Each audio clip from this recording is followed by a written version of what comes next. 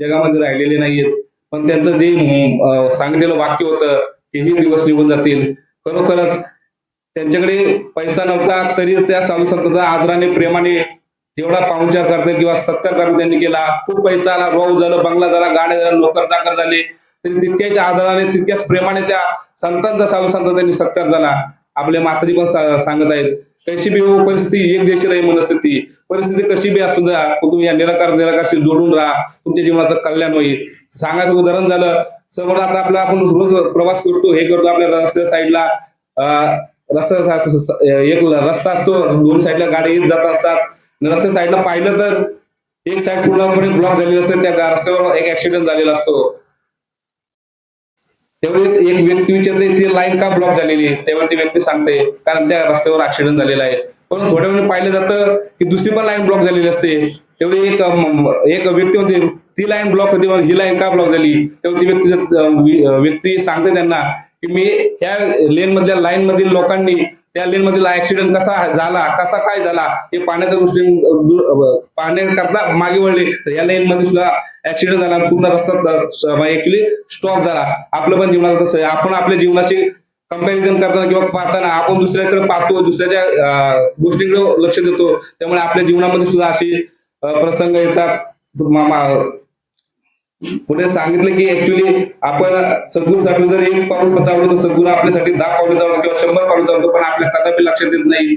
तर खरोखर प्रत्येकाला जे बसले प्रत्येकाचं जीवन सद्गुरू संगत मध्ये आल्यानंतर बदललेलं आहे. पण तो आपलं जीवन कशामुळे बदललं आहे, भलेही पैसे असो किंवा नसो, पण प्रत्येकाचं जीवन सुखी आणि जे बदललंय ते सद्गुरूच्या कृपेने, सद्गुरूच्या आशीर्वादाने.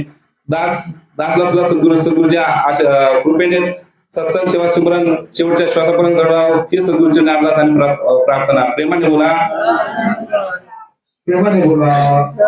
सुंदर असा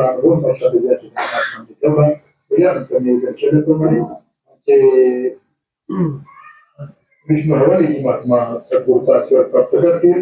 नंतर संभव सोनवलीची महात्मा हे विचारांची बक्षीस करतील. प्रेमाने बोला. सत्संग जे मोठ्या प्रेमाने बोला, असं गीत ठेवा. देव कधी दिसणार तुला, मानसा तुला. देव कधी दिसणार तुला, मानसा तुला. तोच तुझा तोच तुझा देश धरून जनाकडा. देव कधी दिसणार तुला, मानसा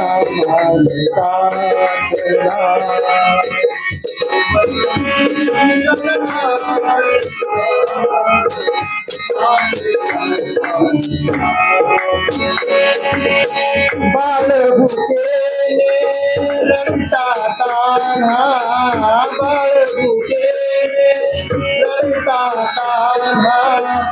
आई पाजुके पान्हा, बाळभुकेने रडता कान्हा.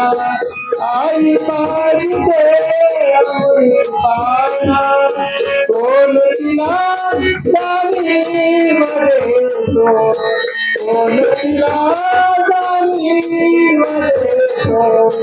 तो दिसणार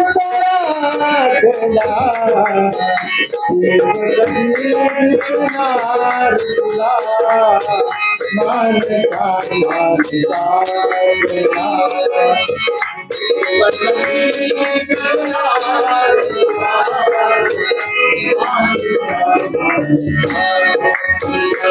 पुरिया जाई होता दर्शन, पुरिया जाई होता दर्शन.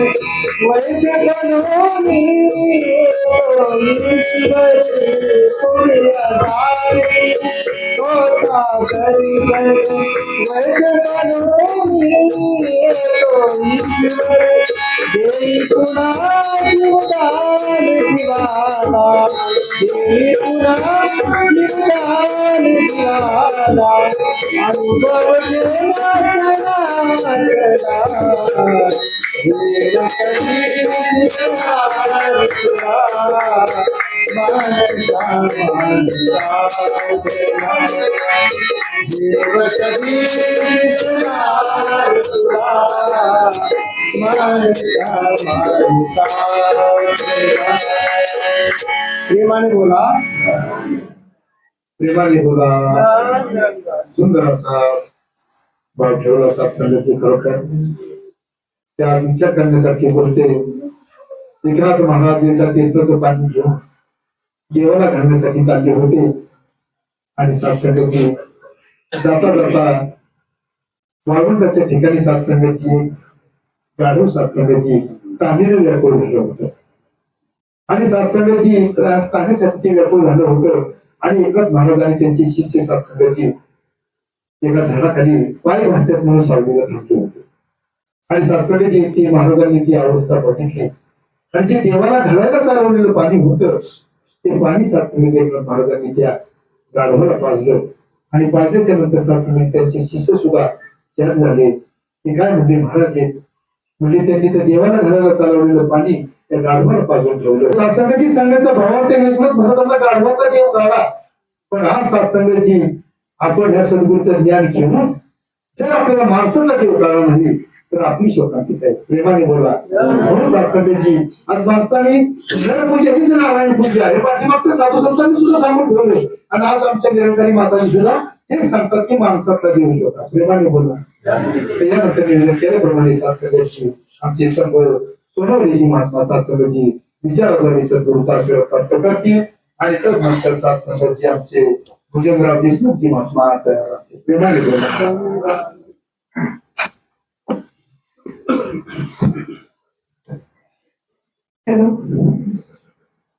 तुम्हा सर्वांना काही सांगण्या इतपत मी मोठा नाही, तरीही मी सर्वप्रथम तुम्हाला साष्टांग नमस्कार करतो. आणि माझा एक युट्यूबला संभव क्रिएशन नावाचा चॅनल आहे.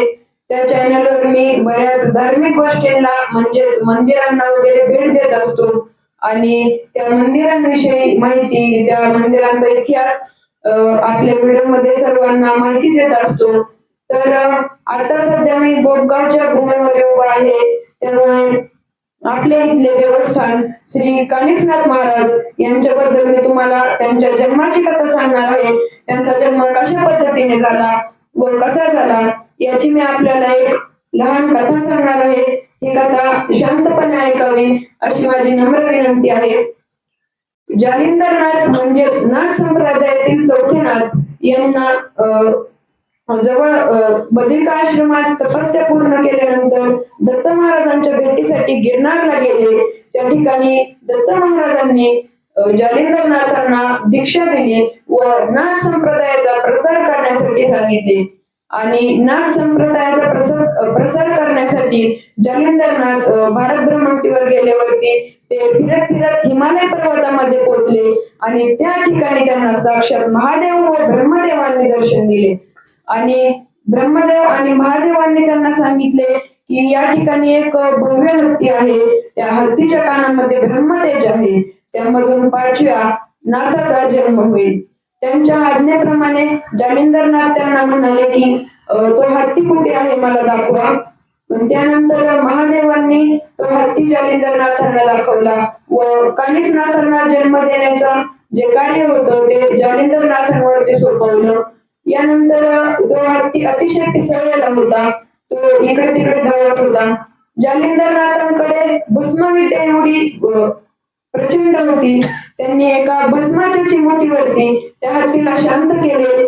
त्यानंतर ना त्यांनी एका हत्तीच्या कानापासून कानिफनाथांचा जन्म घडवला आणि महादेवांनी सांगितले की तुम्ही याला जन्म दिला आहे, यामुळे तुम्हीच याचे गुरु व्हा व याला नाव देखील आपणच द्यावे. यामुळे जालिंदरनाथ महाराजांनी हत्तीच्या कानातून जन्म झाल्यामुळे त्यांचे नाव कानिफनाथ असे ठेवले. तसं जर आपण बघायला गेलो तर कानिफनाथांची मूळ समाधी ही नगर जिल्ह्यातील मडी या गावामध्ये आहे. आता तुम्ही म्हणताल की गोपगाव मध्ये कसं काय समाधी मंदिर आहे कानिफनाथांचं, तर बोरगावमधील एका गवळी नावाच्या भक्ताच्या इच्छेप्रमाणे म्हणजे गवळी नावाचा भक्त कानिफनाथांच्या दर्शनासाठी मढीला सतत जात असे व कानिफनाथांची मनोभावे दर्शन घेत असे. त्यांची कानिफनाथांवरती खूप श्रद्धा होती. हळूहळू करत नियतीच्या नियमाप्रमाणे त्यांचे देखील वय झाले. त्यानंतर त्यांना मढीला जाणे शक्य होत नव्हते. त्यांनी ठरवलं की आपण शेवटच्या वेळेस आपल्या देवाकडे जाऊ व त्यांचे मनोभावे दर्शन घेऊ. ते कानिफनाथांकडे मढीला गेले व त्यांनी आपल्या मनातील इच्छा सर्व देवाला सांगितली की आता माझं वय झालंय, मला तुझ्याकडे येणे शक्य होणार नाही. व कानिफनाथ त्या ठिकाणी साक्षात कानिफनाथ आले व म्हणाले की तुला जर या ठिकाणी येणे शक्य होत नसेल तर मी तुझ्यासोबत तुझ्या गावाला येण्यास तयार आहे. आणि कानिफनाथ बोरगावला आले व ज्या ठिकाणी आता मंदिर आहे त्या ठिकाणी फक्त आले नाही तर जवळपास 24 वर्ष या ठिकाणी तपस्या केली होती. इतके पवित्र हे क्षेत्र आहे. धन्यवाद. प्रेमाने बोला. सुंदर असे सत्संगाची कानिफनाथाची सत्संगाची सुरुवातीपासून शेवटपर्यंत कथा सांगितली. ते खरोखर त्या लहान बालकाचा सुद्धा आपण सर्वांनी टाळेबंद केलं. बरोबर निवेदन केल्याप्रमाणे आमचे विजयराजे तुझी महात्मा हे सगळं करते आणि त्यानंतर अशा प्रत्येक सुद्धा प्रत्येक प्रेमाने बोला. प्रेमाने बोला, सर्वांनी बोला. सत्संगजी आपुलिया बळे नाही बोलत, सका भगवंत वाचताची साळुंकी मंजळ बोलत शिवानी बोलवित धनी वेगळा. सत्संगजी आज बालक किती सुंदर विचार बालकाने केले. भले नाथ परंपरा त्यांनी सांगितली. नाथ परंपरेतले कानिफनाथ कशा प्रकारे इथं आले खरोखर सुंदर सांगितलं. ते नाथांची परंपरा अभंगामध्ये सुद्धा सांगितलंय. आदिनाथ गुरु सकल सिद्धांचा मच्छिंद्र तयाचा मुख्य शिष्य मच्छिंद्र तयाचा मच्छिंद्राने बोधे गोरक्षाशी केला गोरक्षवरीला गयनी प्रत्येक गोरक्षवरीला. फार मोठी परंपरा आहे ती, नवनाथांची आहे. तुम्हाला एवढं लक्षात आलं असेल. अशी ही परंपरा आज बालकाने सांगितली. पण तुम्हाला आम्हाला सर्वांना माहिती आहे हे सगळे अवतार आहे देव मात्र, आणि तो आज सर्व माणसामध्ये आहे. ते जाणणं फार गरजेचं आहे. आपण बऱ्याच अंशी बऱ्याच ठिकाणी जात असतो येत असतो. आज मंदिर जे आहे ही भक्तीची पहिली पायरी आहे. पण तुमच्या माझ्या जीवनामध्ये गुरु आलाय, तुम्हा आम्हाला कळलं की देव कुठं आहे, देव कसा आहे, देव कसा मिळतो, देव कसा पाहिला जातो हे तुम्हा आम्हाला माहिती आहे. पण आज जगामध्ये कितीतरी लोकांना हे माहीत नाहीये. लोकांना हेही माहित नाही की जन्म कशाला दिला असेल. फार शोकांतिक आहे. तुकाराम महाराजांचा तो अभंग आहे, जन्माचे ते मुळे पाहिले शोधून दुःखाची कारण जन्म घ्यावा. पाप पुण्य करून जन्मा येतो प्राणी, नरदेहा येऊन हानी केली. रजतम सत्व आहे ज्याची अंगी, याच गुन्हे जगी वाया गेलो. तम म्हणजे काय, सत्संगाची तम म्हणजे काय, नरकाची केवळ रजतो सबळ मायागड. म्हणून तुकाराम महाराज म्हणतात तुखा म्हणे ते सत्वाचे सामर्थ्य करावा परमार्थ करण्याची. शेवट परमार्थाशिवाय पर्याय आहे का? नाही. सत्संगाची आपण सत्संगमध्ये सुद्धा गीत म्हणतात ना, पुन्हा हे मिळणार नाही जीवन अरे माणसा. काय बोल प्रेमाने बोला. मग तुम्ही आम्ही माणसं नाहीये का? माणसं शरीरानं आहोत. इथं सांगितलं कर्मानं माणसं बनायला. बाबाजींनी आतापर्यंत एवढं सांगितलं, कर्म तेरा अच्छा है तो किस्मत तेरी दासी है और मन तेरा साफ है तो घर में मथुरा काशी, तरी पण आपण काशी करत असतो. प्रेमाने बोलू. सत्संगाची दास काही तुम्हाला शिकवायला नाही आला, पण सत्संगाची मला जे सांगितल्याप्रमाणे जे जे आपणाशी डावे ते इतरांशी सांगावे, शाने करून सोडावे सगळ्यांना. हा हे आपलं कर्तव्य आहे, आपला धर्म आहे सत्संगाची. ते कर्तव्य प्रत्येकाने करावं. मातांच्या चरणी हीच प्रार्थना करतो सत्संगाची. हा जसा मगाशी सांगितलं की हा सत्संग फुलला पाहिजे. सत्संगाची सेवादार परिवार आहे, गावामध्ये सत्संग घडावा, गावात बालकीनं सत्संगाची ती भावना परिवाराची इच्छा पूर्ण करू आणि तुम्हा आम्हाला नेहमी सत्संग मिळत राहू हीच कामना हीच असणार. प्रेमाने बोला.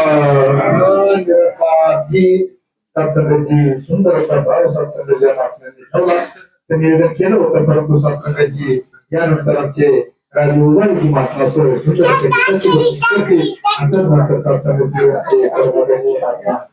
तुम्ही घेणे गरजेचं. प्रेमाने बोला. ए बाळा सांग.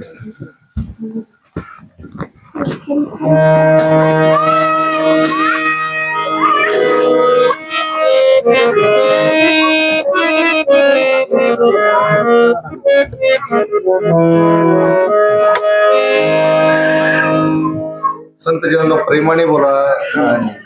एक मराठी गीत आपल्या चॅनलवर प्रेमाने बोला.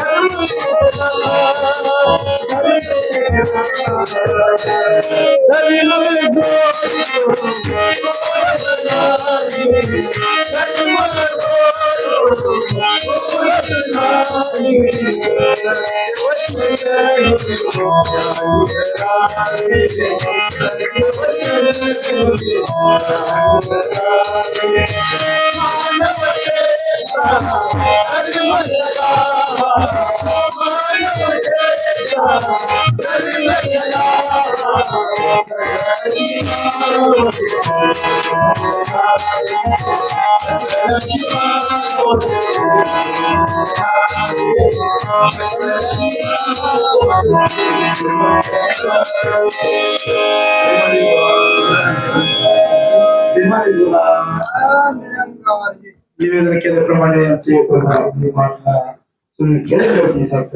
सुंदर अशा विचारांची बक्षीस करतील नंतर आणखी प्रेमाने बोला.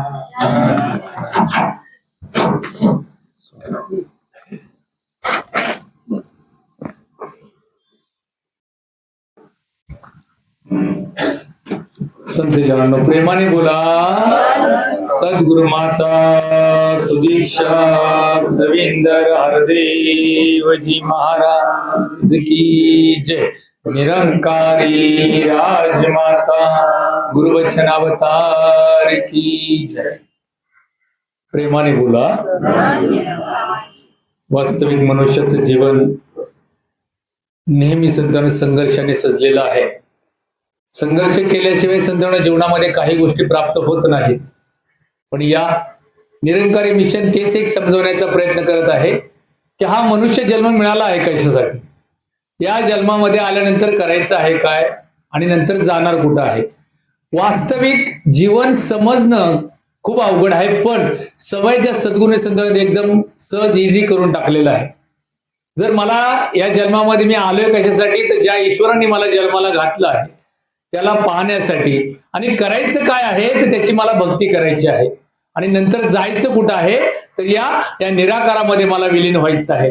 हा भाव संतांना तेव्हाच कळतो किंवा समजतो जेव्हा सद्गुरूची आमच्यावरती कृपा होईल.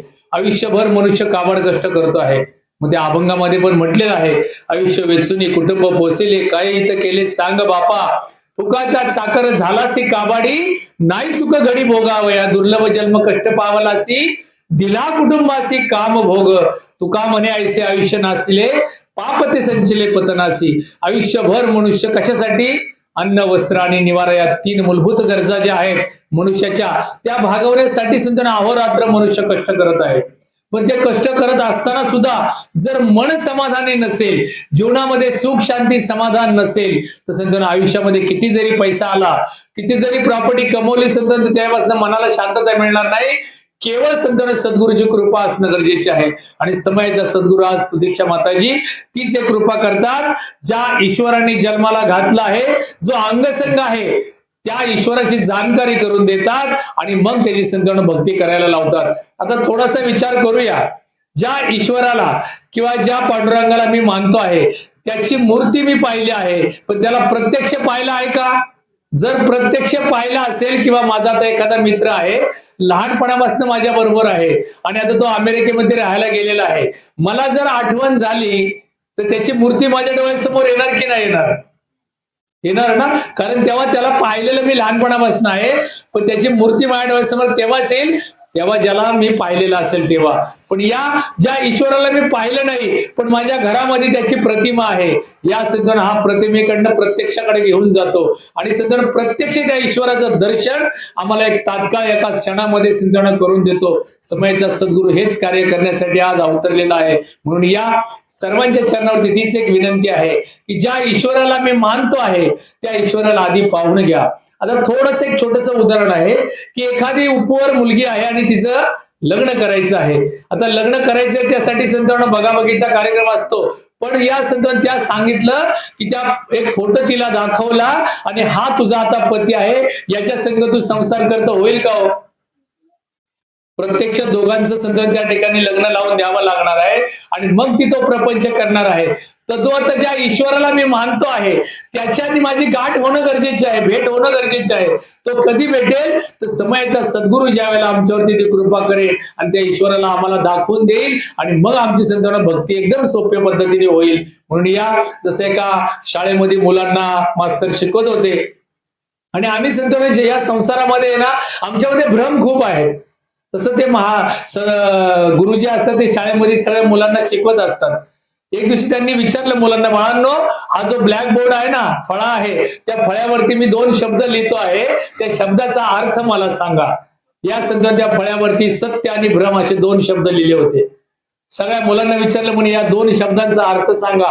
कुणीच सांगाना. सगळ्या मुलांनी माना खाली घातल्या.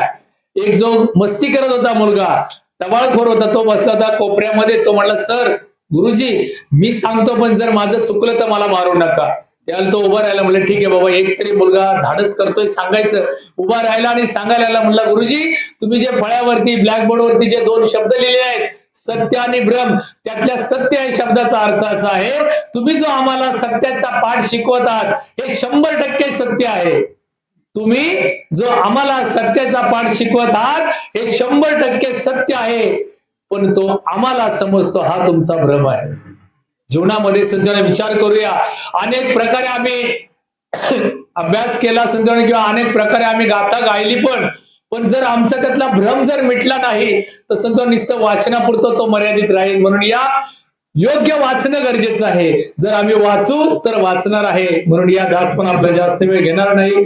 स्टेजवरती विराजमान महात्मा भगवान खरादेजी यांचं आपण सगळ्यांनी टाळ्या वाजवून संतांना स्वागत करूया, जेणेकरून आम्हाला आज या ठिकाणी अनमोल असे विचार श्रवण करायला मिळणार आहे. दर महिन्यातनं संतांना या ठिकाणी एकदाच आठवड्यातनं जो शेवटच्या आठवड्यात व्हायचा तो आता पहिल्या आठवड्यात दर महिन्याला होणार आहे.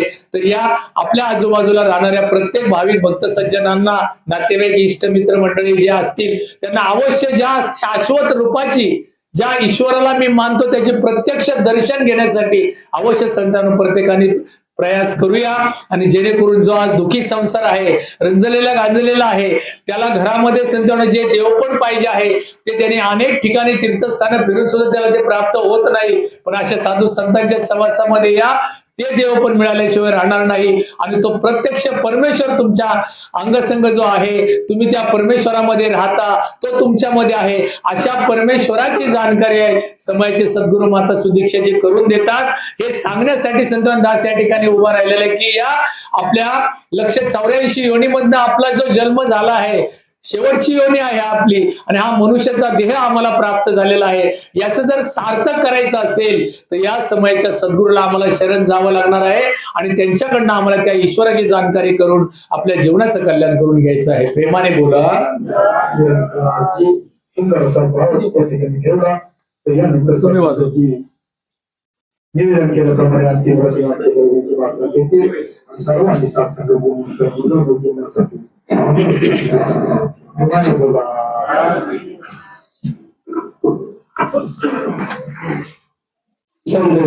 प्रेमाने बोला.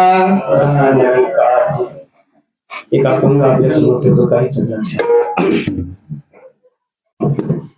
घे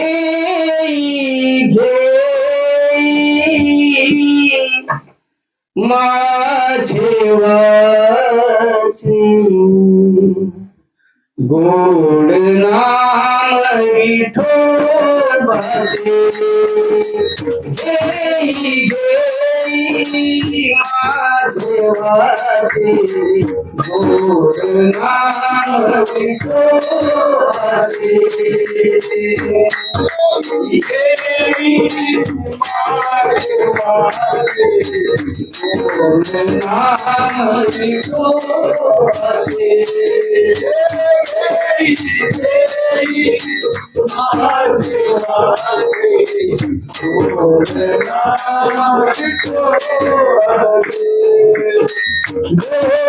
तुम्ही गारे सुख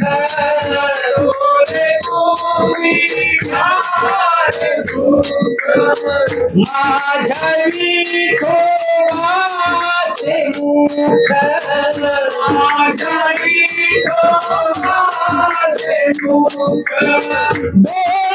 तुम्ही गारे सुख माझ्या विठोबाचे मुख विठोबाचे मुख घेई घेई माझे वाचे गोड नाम विठोबाचे घेई घेई माझे वाचे गोड नाम विठोबाचे तुम्ही आई कारे कान तुम्ही आई कारे कान माझ्या विठोबाचे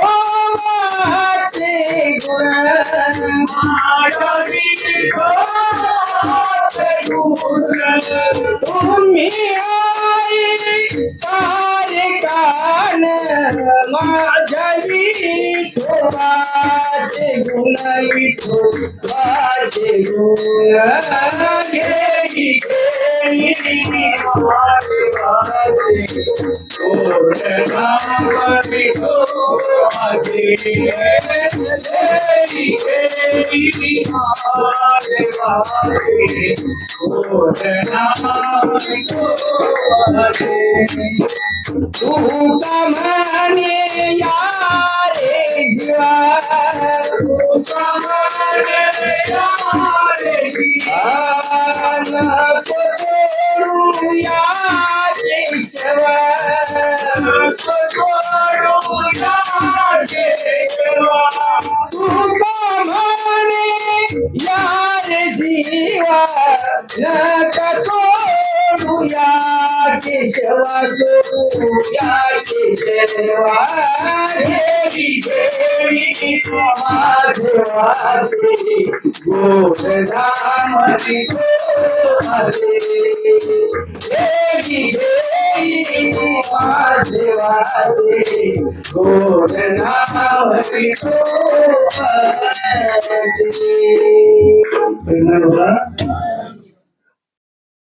हे समर्थ परमात्मा हे तू करता है जगत का तू करता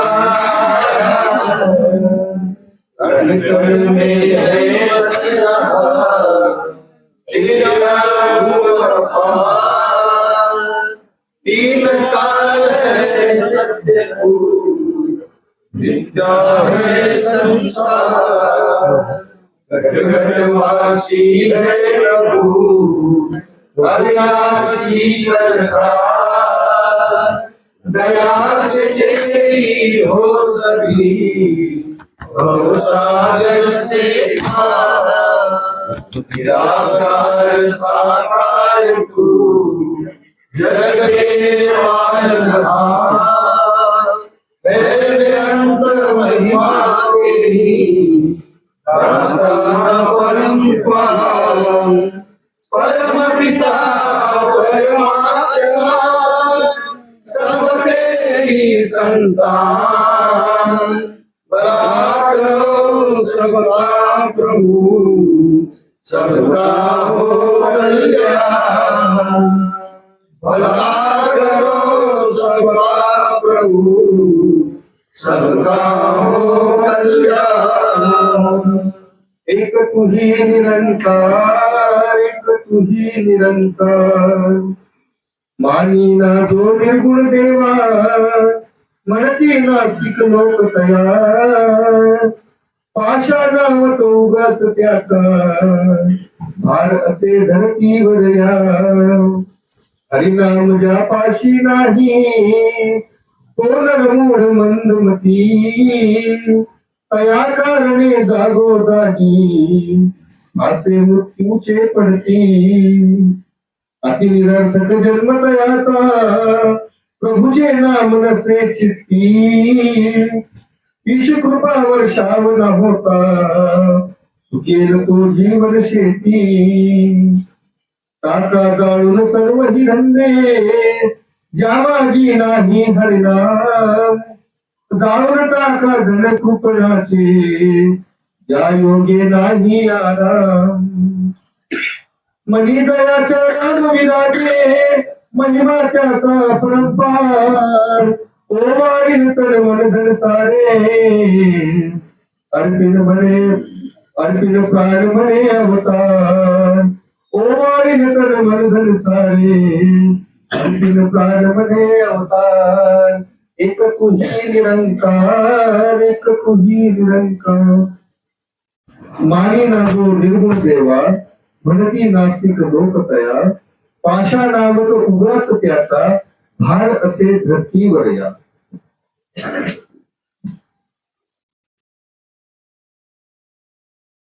ध्यानमूलं गुरुर्मूर्ति पूजामूलं गुरुर्पदम्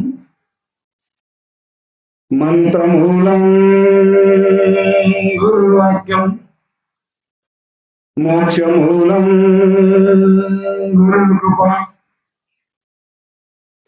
गुरुर्ब्रह्मा गुरुर्विष्णु गुरुर्देव महेश्वर गुरुर्साक्षात् परब्रह्म तस्मै श्री गुरुवे नमः ज्या ज्या ठिकाणी मनदाय माझे त्या त्या ठिकाणी निजरूप तुझे मी ठेवतो मस्तक ज्या ठिकाणी तेथे सद्गुरु तुझे पाय दोन्ही गुरु थोर म्हणावा की देव थोर म्हणावा आधी नमस्कार कोणाशी करावा समर्थाशी वाटे देवाउनी सद्गुरु थोर जयाच्या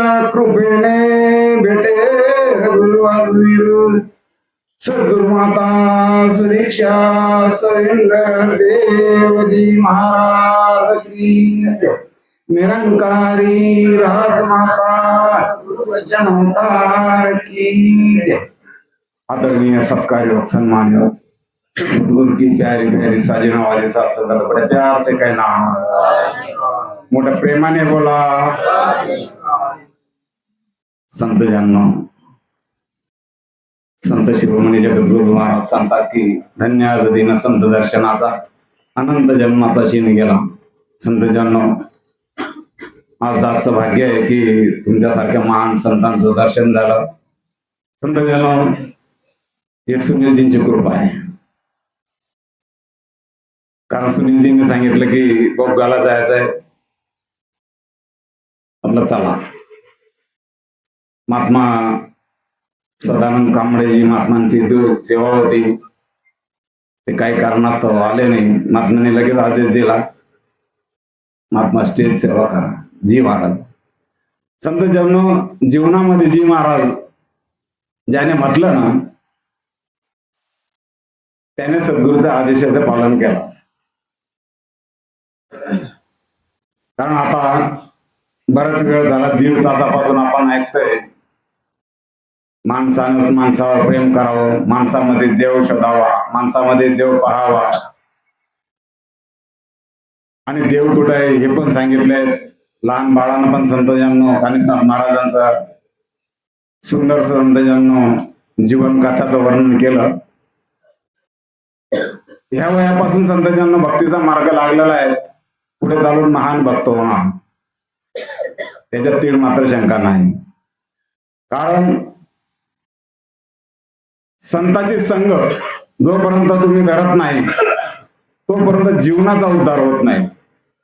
शहनशाह बाबा अवतारसिंग महाराजांनी अवतारवाणीच्या पदामध्ये पण म्हटलेलं आहे की मानी ना जो निर्गुण देवा म्हणती नास्तिक लोक तया, पाषाणावत उगाच त्यांचा भार असे धरतीवर या. आपण सहज म्हणतो की जो देवाला मानत नाही त्याला नास्तिक आपण सहज म्हणतो.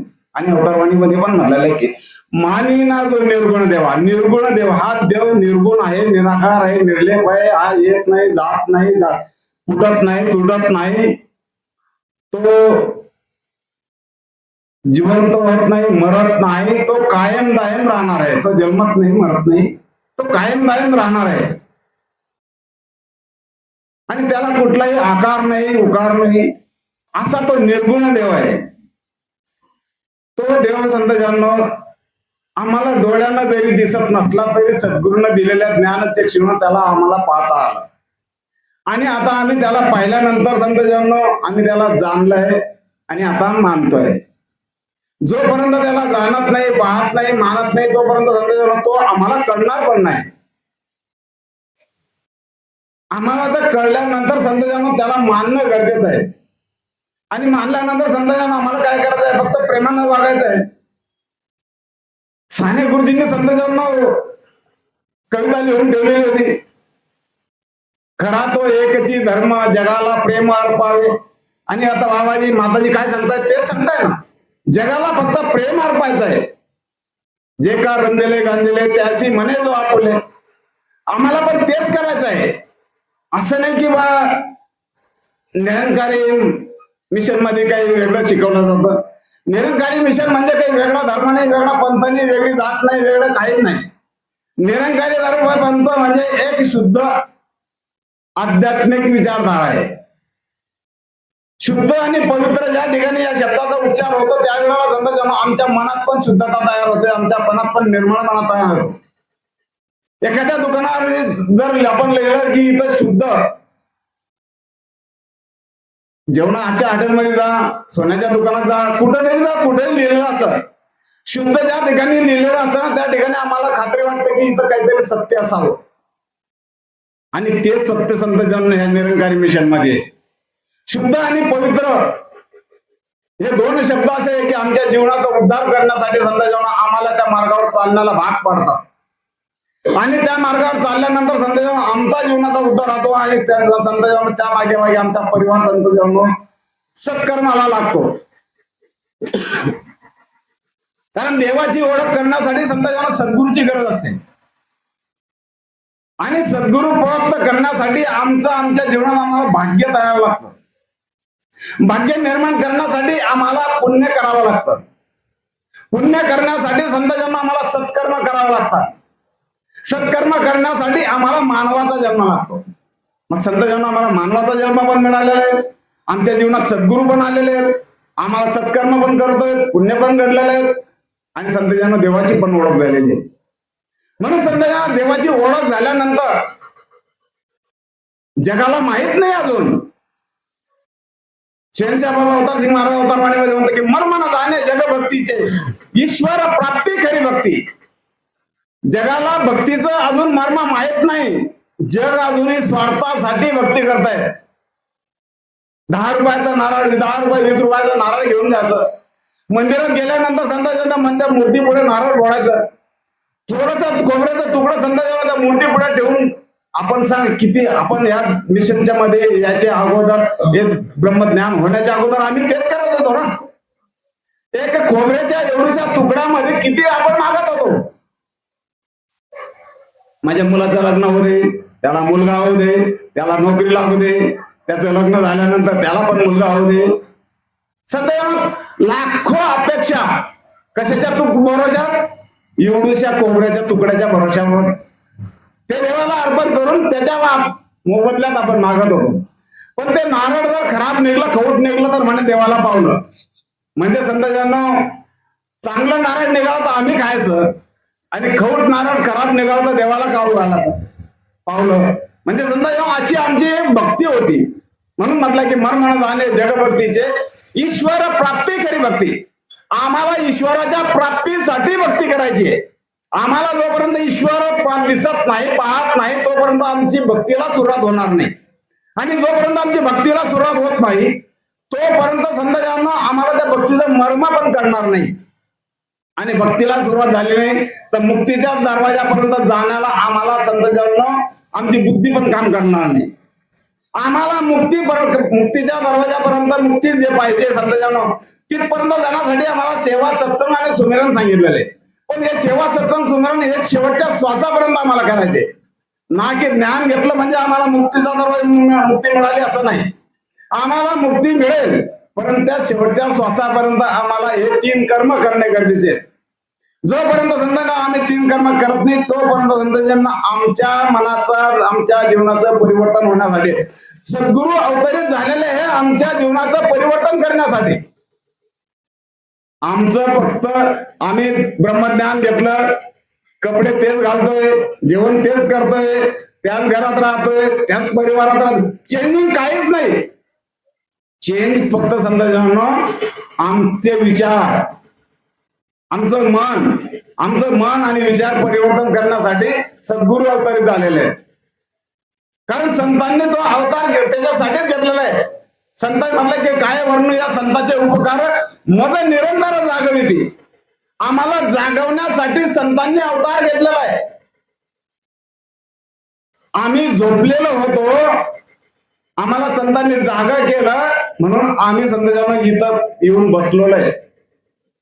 आणि ज्यांनी झोपेचं सोंग घेतलेलं आहे ते अजूनही संतांना इथं पोहोचलेलं नाही. कारण ज्याला झोपच लागली नाही तो त्याला झोपेचं सोंग घेतलं, त्याला किती उठवण्याचा प्रयत्न केला तर तो उठत नाही. पण जे खरोखर झोपलेले होते ते जागे झाले आणि संतांना इथपर्यंत पोहोचले. हे ब्रह्मज्ञान घेतलं आणि या संतांच्या मेळाव्यामध्ये येऊन बसलेले. हा संतांचा मेळावा कशासाठी? बुडते हे जग देखावे ना डोळा म्हणूनही कळवळा येत असे. हे जग बुडत चाललेलं होतं ह्या भवसागरामध्ये म्हणून संतांना कळवळा आला आहे की हे जग ह्या भवसागरमध्ये बुडू नये. भवसागर म्हणजे कुठला मोठा समुद्र नाही. जन्माला आला तो एक दिवस आणि आमचा मृत्यू होणार तो दुसरा दिवस. या 2 दिवसातलं जे अंतर आहे तो आहे भवसागर. मग तो भवसागर आम्हाला कसा तरून जायचा आहे हे आम्ही ठरवायचंय. तो भवसागर कसा तरायचा आहे त्याचं कार्य आमच्या हातात दिलेलं आहे. आपण नोटबुक असतं, नोटबुक पहिलं पान असतं रफ आणि शेवटचं पान असतं रफ, बाकीचे मधले पान पातले असतात. आम्हाला जन्माला आलं तर पहिलं पान आहे आणि मृत्यूचं दुसरं पान आहे. ते मधलं नोटबुक कसं भरायचं हे आम्ही ठरवायचंय. कारण ते तो अधिकार आम्हाला दिलेला आहे. पण अधिकार दिल्यानंतर आम्हाला मानवाचा जन्म मिळाला आहे तर आम्हाला मानवाचे कर्म करावे लागणार आहे. आणि इथं फक्त माणूस बनायचं आहे. इतर फॅक्टरी आम्ही बघतो, इकडनं ऊस टाकला तर तिकडे साखर निघते,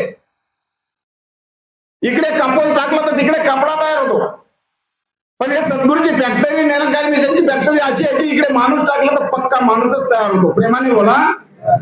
इथं माणूस टाकला ना तर या फॅक्टरी त्याचा फक्त चरणावर एक श्रद्धेचा विश्वासानं जर नमस्कार केला तर इथं फक्त पक्का माणूस तयार होतो. माणूस, त्याला म्हणावं लागत नाही की माणसा तू माणूस बन म्हणून.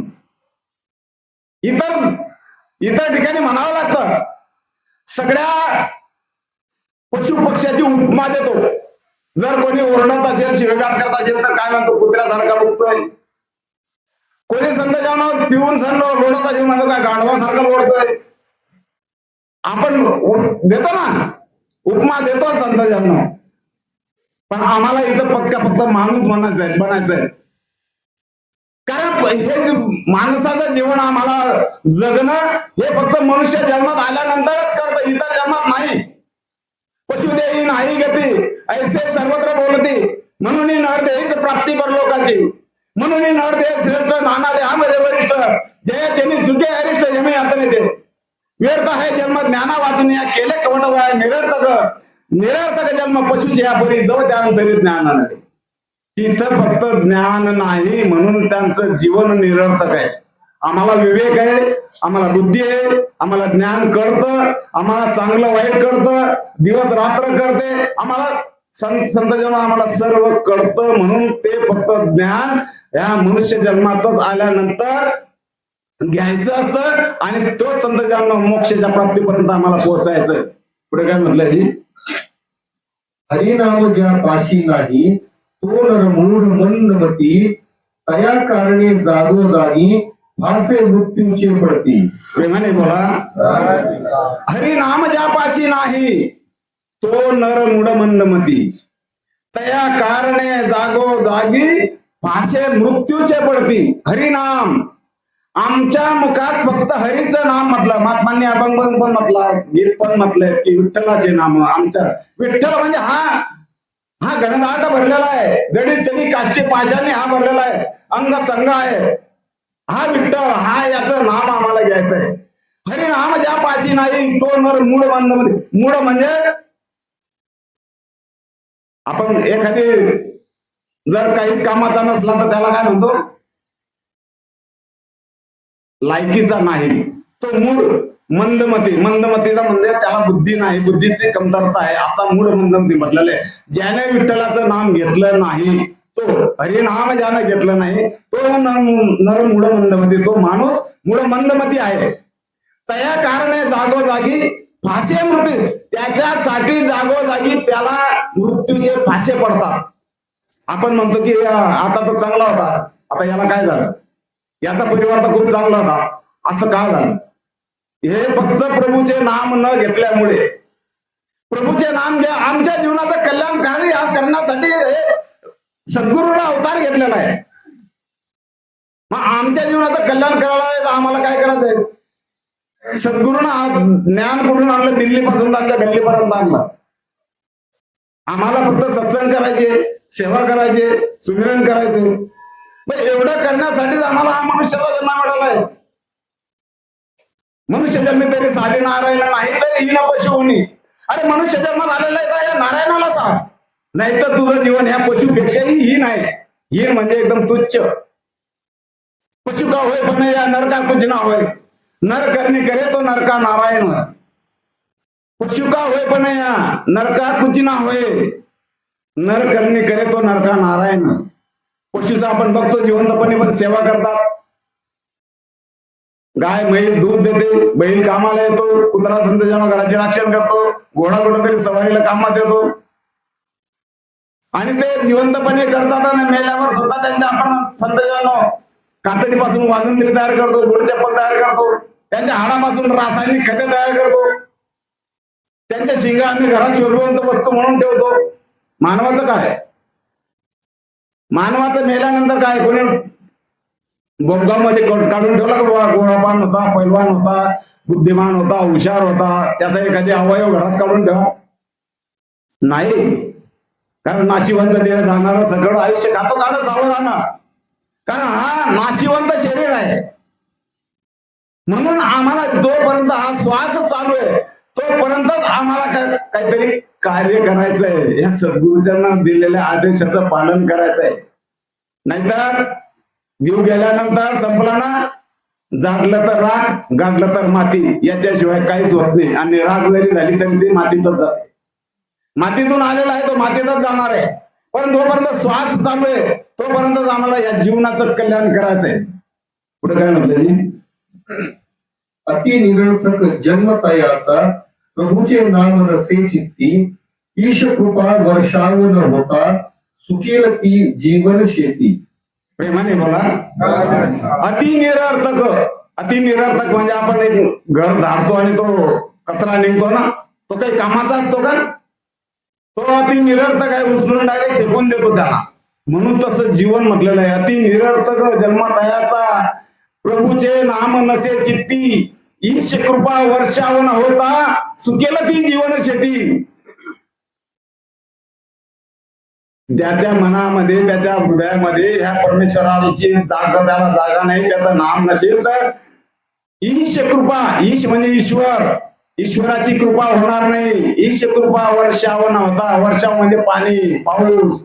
ईश कृपा वर्षावन होता सुकेला ती जीवन शेती. त्याचं जीवन जसं एखादी आपण शेतामध्ये पीक पेरलं आणि त्याला पाणी नसलं तर ते सुकून जातं, तसं आमचं जीवन सुकून जाणार आहे जर या परमात्म्यापासून आम्ही वेगळं राहिलं तर. या परमात्म्याला आठवण केली नाही तर, आम्ही भक्ती केली नाही तर, आम्ही सेवा केली नाही तर हे जीवन सुकून जाईल. बऱ्याच लोकांचं जीवन सुकून गेलं. त्यांच्या जीवनात हा परमात्मा त्यांच्या सद्गुरू आला नाही म्हणून हा परमात्मा त्यांना पाहायला मिळाला नाही, आणि परमात्मा पाहायला मिळाला नाही म्हणून त्यांना त्यांचं निज घर सुद्धा मिळालं नाही. मग तो 84चा फेरा परत तोच फेरा आलेला आहे. 84 लाख आम्हाला हा जन्म मिळालेला आहे. 83,99,999 या किडे जीवजंतू पशु पक्ष्याचे आहेत. त्याच्यानंतर संतांना आम्हाला हा मानवाचा जन्म मिळालेला आहे. म्हणून म्हटलंय की पशुदेह ही नाही गती ऐसे सर्वत्र बोलती. म्हणून पशुदेहाला गती नाही. आम्ही सर्वच म्हणतो पशुदेहाला गती द्यावी लागते. आम्हाला विवेक असल्यामुळे स्वयं गती घेतो संतजन. आम्ही स्वयं गती घेतो आणि ते संतजन हे कार्य आम्हाला करता येतं. पण त्याची किंमत कुठपर्यंत आहे? हा माईक आहे ना, या माईक आता हजारो रुपयाचा माईक असतील, लाईट असतील, फॅन असेल, एसी असेल, कूलर असेल, सगळं विजेवर चालणारे उत्पन्न लाखो रुपयाचे उत्पादन आहे. पण त्याची किंमत कुठपर्यंत आहे? त्याची वायर त्या इलेक्ट्रिकच्या खांब्यावरच्या वायरला जर जोडलेली असेल तरच त्याची किंमत आहे. वायर थोडीशी वायरमॅनला सांगा थोडीशी 2 इंच बाजूला करून ठेवा. कुठलंही उपकरण काहीच किमतीचं नाही. आमचं शरीर पण तसंच आहे. आम्ही या सद्गुरूच्या चरणावर जोडलेलं असेल तरच आमची किंमत आहे, नाही तर किंमत नाही. आत्ममंथनाचा विषय सांगितलाय आम्हाला. आत्ममंथन करायचं आहे. आम्ही स्वतः आत्ममंथन करायचं पाहिजे. दुधाची आयुष्य किती आहे? 1 दिवस, दुसऱ्या दिवशी फाटून जातं. त्याची जर संतजन्म किंमत वाढवायची असेल, आयुष्य वाढवायचं असेल तर त्याला दही लावलं की दही 4-5 दिवस टिकतं, त्याची किंमत पण वाढते. पण दह्याला परत त्रास दिला, घुसळलं संतजन्म, त्याला त्रास दिला तर त्याची पण किंमत वाढते. लोणी तयार होतं, लोणी 15 दिवस, महिनाभर, 2 महिने राहतं. त्या लोण्याला पण चटके दिले, त्याला पण त्रास दिला, त्याच्यातून तूप तयार होतं, तुपाची पण किंमत वाढली. आणि 6 महिने, वर्ष, 2 वर्ष ठेवा, तूप खराब होत नाही. आमची तीच सत्संगात आत्ममंथन करायचं सांगितलंय की आम्ही स्वतः आत्ममंथन करा. जितका आम्ही त्रास करू, जितका आम्ही सेवा करू, जितका आम्ही सुमरण करू, तितके संध्याकाळ आमची किंमत वाढणार आहे. आमची किंमत वाढणार आहे. फक्त जागा बदलल्यामुळे. एक पाण्याची बाटली आहे, कंपनीची बाटली दुकानात घ्यायला गेलं तर 15 रुपयाला आहे, रेल्वे विकायला गेलं तर 30 रुपयाला आहे, हॉटेलमध्ये गेली तर 50 रुपयाला आहे, विमानतळावर गेलं तर 100 रुपयाला आहे. बाटली तीच, पाणी तेच, लेबल तेच. किंमत का वाढली? फक्त जागा बदलली. आमची पण किंमत वाढली, फक्त आमची जागा बदलली. आमच्यामध्ये काही बदल झालाय का? आमच्यामध्ये कुठलाही बदल झालेला नाही. आम्ही पहिले कपडे घालत होतो तसेच कपडे घालतोय, पहिले जेवण करत होतो तसंच जेवण करतोय, जर संसारात व्यवहार करतोय तो तसाच आहे. दुकानदारी असेल, नोकरी असेल, शेती असेल, तेच करतोय. त्याच्यात बदल झाला नाही. फक्त आम्ही सत्संगाशी जोडलोय. आमची जागा बदलली म्हणून आम्हाला महापुरुष, महात्मा, महा म्हणजे मोठा, आम्हाला मोठं म्हटलं बहीणजी. आम्हाला कोणी महात्मा, महापुरुष, कोणी म्हणत नव्हतं, महाराज म्हणत नव्हता ना. एकेरी नावात द्यायचे हो. निश्चय आम्ही फक्त सत्संगाशी जोडलो आहे. संतांच्या चरणावर आम्ही नतमस्तक झालोय, आमची किंमत वाढली. सोन्याची अंगठी घालतो ना आपण, सोन्याची अंगठी 10 ग्रॅमची जरी असली ना त्याला सोन्याची अंगठी म्हणतात. पण तिच्यात जर अर्ध्या ग्रामचा जरी हिऱ्याचा खडा बसवला तर सोन्याला कोणी विचारते त्याला काय म्हणतात? हिऱ्याची अंगठी. आम्ही काय म्हणतो? हिऱ्याची अंगठी. आम्हाला काय केलं? फक्त आम्ही ब्रह्मज्ञान दिलं म्हणून आमची किंमत वाढवून टाकली. आमच्या नावामध्ये बदल होऊन गेला. आमचा सत्कार करतोय. आमचं काय लायकी होती इथं? कोण पुस्तका तेरे बंदगी के पहिले एक बुझाए हुआ दिया था तेरी रोशनी के पहिले. या सद्गुरूची एक रोशनी आमच्यावर पडली, आमची किंमत वाढून गेली. आम्हाला माईकवर बोलता येत नव्हतं. इथं लायकी होती आमची बसायची, स्टेजवर बसायची लायकी होती नाही. फक्त सद्गुरूच्या चरणावर एक श्रद्धेचा विश्वासाने नमस्कार केला, आमची किंमत वाढवून टाकली. पुढे काय म्हटलं? टाका जाळून सर्व ही धंदे, ज्या माझी नाही हरिनाम. जाळून टाका धनकृपणाचे, ज्या योगे नाही आराम. प्रेमाने बोला. टाका जाळून धनकृपणाचे, ज्या योगे नाही हरिनाम. जर आमच्याकडे धन भरपूर असेल आणि आमच्या मुखात जर हरिनाम नसेल तर ते धन जाळून टाकायचं सांगितलेलं आहे. टाका जाळून सर्व धंदे, ज्या माझे नाहीत. सगळे काम धंदे सगळे जाळून टाकायचे. जाळून टाका धनकृपणाचे, ज्या योगे नाही आराम. आमच्या शरीराला जर आमच्या मनाला आराम नसला तर ते धन काय कामाचं? आम्ही सोन्याच्या विटा बघायला घर भरून ठेवलंय.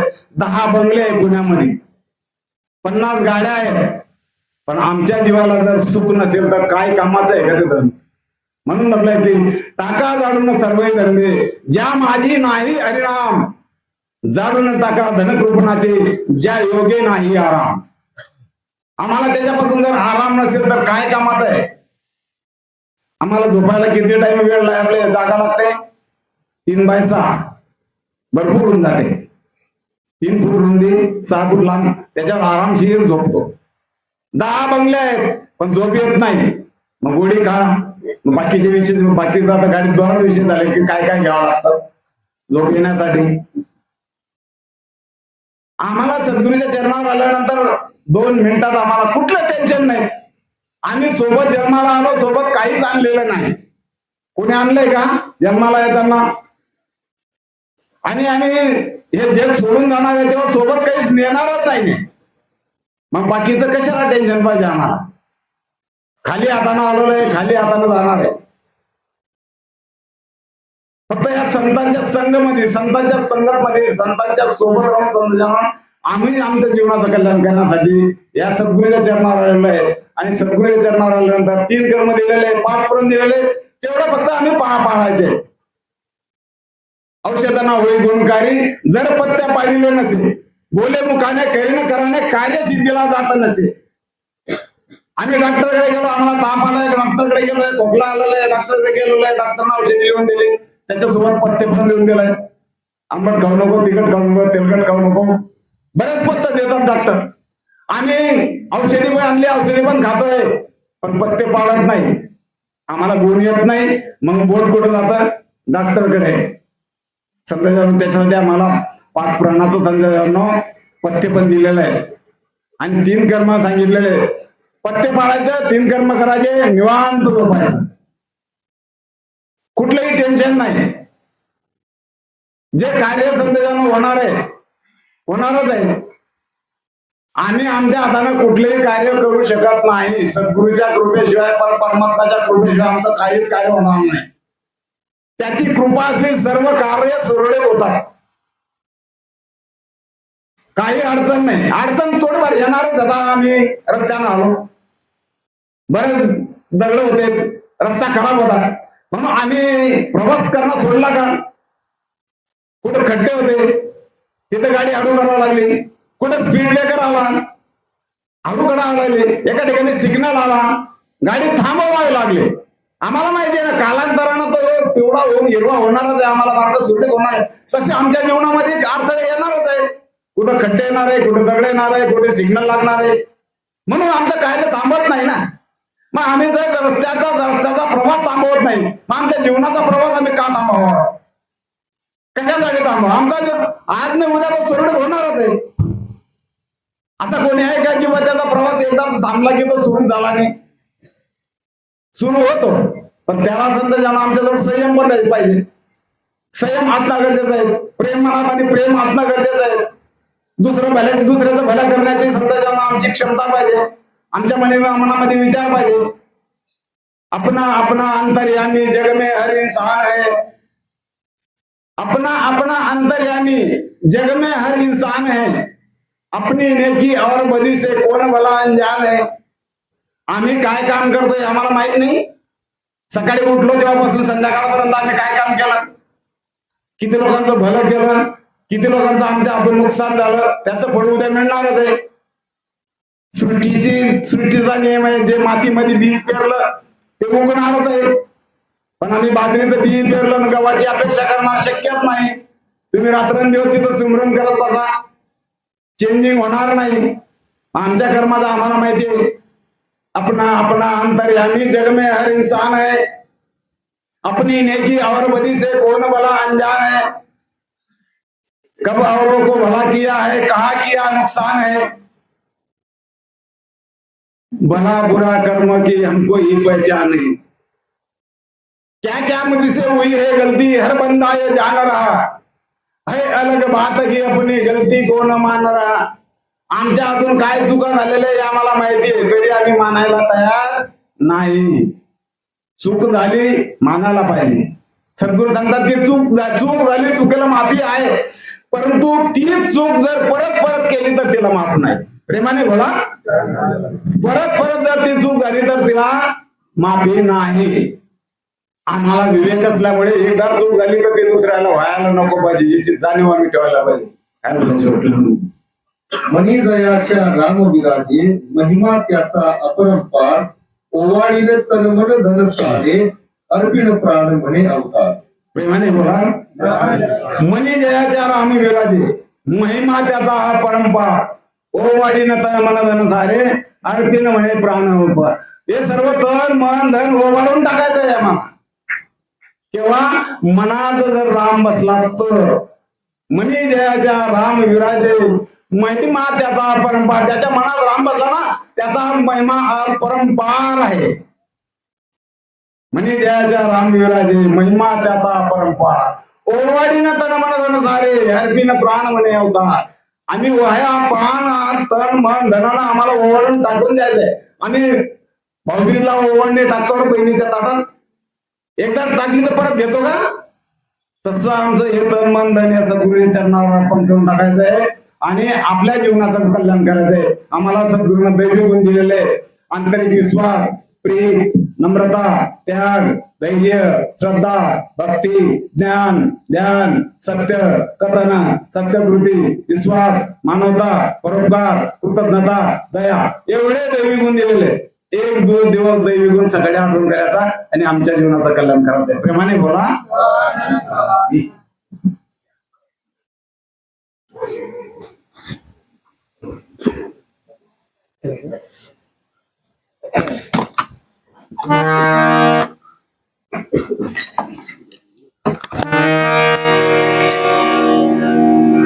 तेरी ओट सहारा मेरा, तन मन भोले भावा, है अवतार तेरी कथा, दिन रात है अवतार तेरी कथा, दिन रात एक तू ही रहता,